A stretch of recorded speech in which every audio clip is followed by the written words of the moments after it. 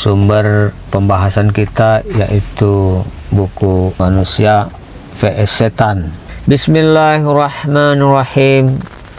Assalamualaikum warahmatullahi wabarakatuh. Kita lanjutkan pembahasan kita tentang trik-trik setan dalam menyesatkan manusia. Sebelum masuk kepada trik setan yang kedua, ya masih kita lanjutkan trik yang pertama ini sedikit lagi, yaitu Allah Subhanahu wa Ta'ala berfirman menceritakan tentang Nabi Adam alaihissalam. Ya, di dalam Al-Quran surat Toha ayat 120 yang artinya, kemudian setan membisikkan pikiran jahat kepadanya, yaitu kepada Adam. Al-waswas merupakan ajakan setan kepada manusia untuk mentaatinya melalui bisikan yang tidak terdengar tetapi dapat difahami oleh hati, atau melalui suara lirih yang hanya didengar oleh orang yang dibisikinya. Setan mendatangi hati manusia dan membisikkan ke dalamnya apa saja yang dia kehendaki, dan Allah Subhanahu wa Ta'ala telah memberikan kepadanya akses menuju hati tersebut, karena setan berjalan dalam diri manusia seperti darah yang mengalir, sebagaimana yang diriwayatkan dalam Sahih Al-Bukhari dan Sahih Muslim, bahwasanya Rasulullah Shallallahu Alaihi Wasallam bersabda, sesungguhnya setan berjalan di dalam tubuh manusia seperti darah yang mengalir. Aku khawatir dia akan membisikkan sesuatu ke dalam hati kalian.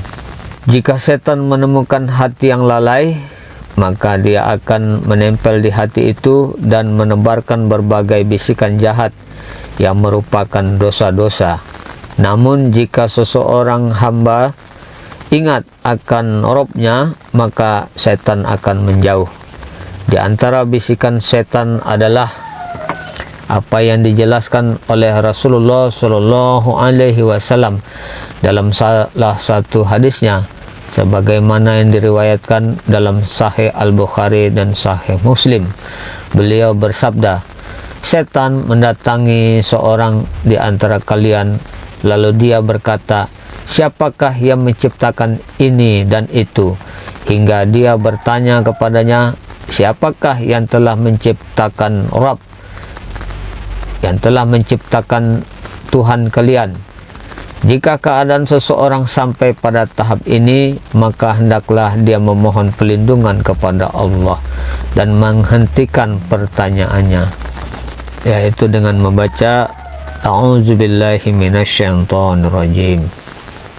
Imam An-Nawawi menjelaskan makna hadis ini sebagai berikut. Jika seseorang menghadapi bisikan seperti itu, hendaklah ia berlindung kepada Allah untuk menolak kejahatannya, menyingkirkan pikiran tentang hal itu, dan hendaknya ia mengetahui atau menyadarinya bahwa bisikan itu datang dari setan, karena setan berupaya merusak keimanan manusia dan menyesatkannya. Jadi janganlah seseorang mendengarkan bisikannya, dan segeralah ia menghentikannya dengan melakukan sesuatu yang lain yang bermanfaat.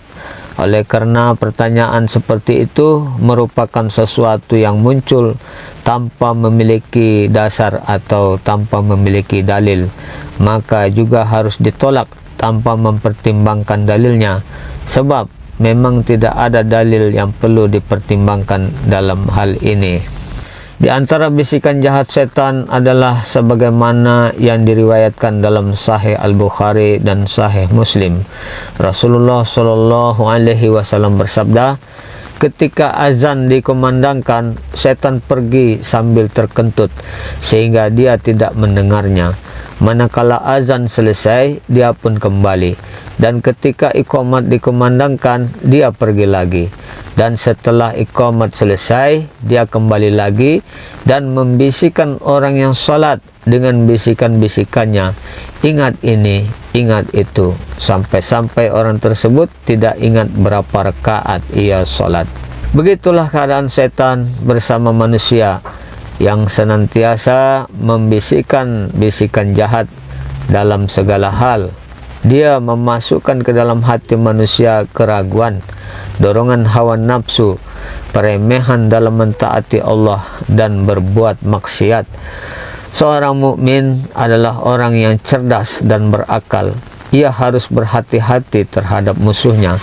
Dan musuh pertama yang harus diwaspadai adalah setan.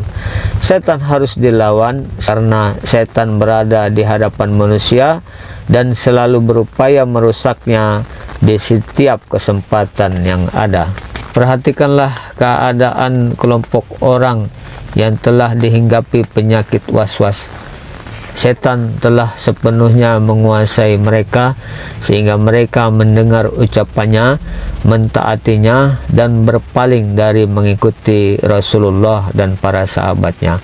Setan membisikkan kepadanya rasa was-was tentang najisnya air, tentang tempat dan pakaian, serta rasa was-was dalam niat wudhu dan sholat. Bisikan itu ia terima, dan pada hakikatnya itu adalah sikap yang sangat berlebihan dalam mentaati iblis dan menerima bisikannya. Kita memohon keselamatan kepada Allah Subhanahu wa Ta'ala. Banyak maaf dan saya sudahi. Wassalamualaikum warahmatullahi wabarakatuh.